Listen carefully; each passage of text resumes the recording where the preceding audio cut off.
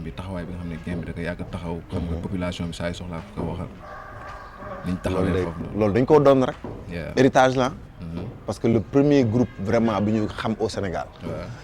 ñoo fooy l'Afrique n'est pas démunie mais seulement désunie c'est le PBS. donc ils ont toujours été engagés. daara ji bi ñu ñëwee ils ont suivi ce chemin y a Pifras y a BMG en fait. hip hop Galsen dafa am cette tradition là. tey jii ba gars yi wax même tey jii gars yi naan sax booy non ils sont plus à la blog nangam sangam bi coow li tàkkee. ñoom ñoo bokk na si njëkk taxaw. donc tey même sax tey am na yenn artistes yoo xam ne peut-être sax fësuñu sur le terrain. mais ils sont très actifs musicalement. donc loolu pour man c'est un héritage. le hip hop Galsen dafa ëmb mbébétu askanu Sénégal.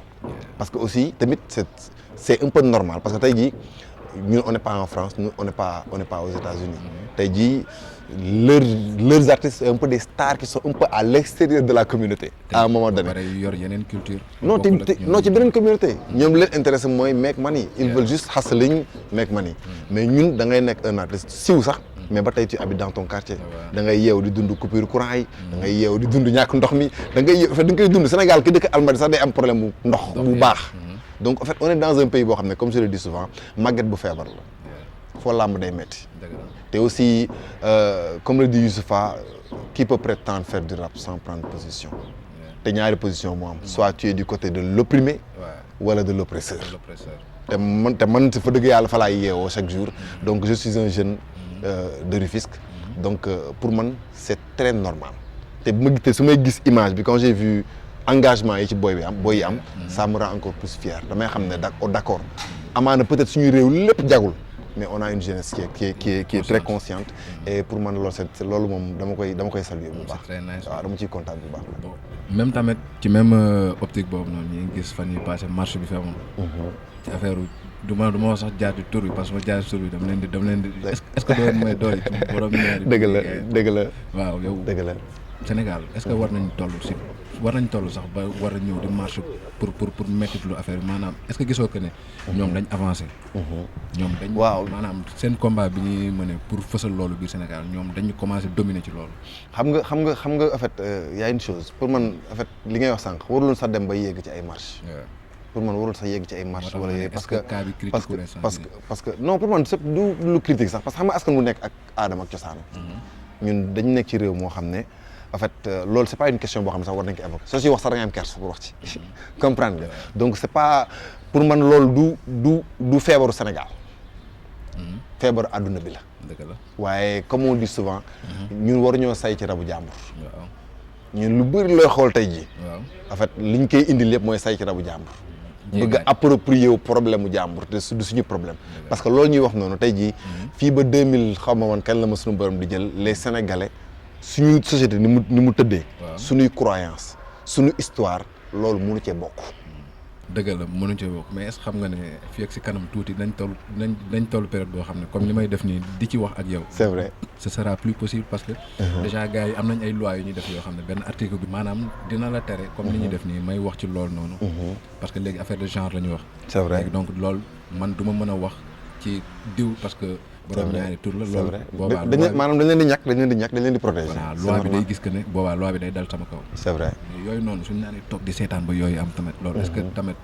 non yaakaaruma doole boo xam ne bu ëpp biñ am instant bi nii parce que déjà am nañ doole fii. bu baax góor jigéen boo fi jàpp. suba nga gis ko mu génnaat.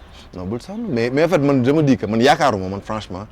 ñu dem ba loi boobu di applicable fii Sénégal. assemblée la war a jaar. waaw mais man en fait yaakaaruma ko nag parce que assemblée moom ñu ngeen di xaar ci ay yeneen questions yu gën a kii parce que ñun ba artistes yi boobu la ñuy xaar statut de l'artiste ñu war ko voter donc pour man am nañ liggéey quoi am nañ yeneen mbir yoo xam ne war nañ ko def mais parce que en fait li ngay wax noonu parce que c'est une politique bu fait politique mondiale la du yëfu Sénégal donc maanaam dafa am ay décideurs yu nekk fële yoo xam ne ñoo yilif ñun suñuy décideurs te ñoo leen di wax def leen lii mais pour man à un moment donné suñuy décideurs ñoo war a comprendre parce que nit soo jiitee réew da nga war a comprendre ñan nga jiite parce que le Sénégal c'est le pays de Cheikh Amadou Bamba c'est le pays de Aladji Malick c'est le pays de fa dëkku diine la en général que muy chrétien que muy musulman dëkku diine lañ nekk donc pour man am na yenn mbir yoo xam ne tey jii xam nga sax suñu président bi wax danaan noonu ñun pareeguñu waaye pour man du pour ñun déggoom voilà maanaam en fait pour man la question elle est simple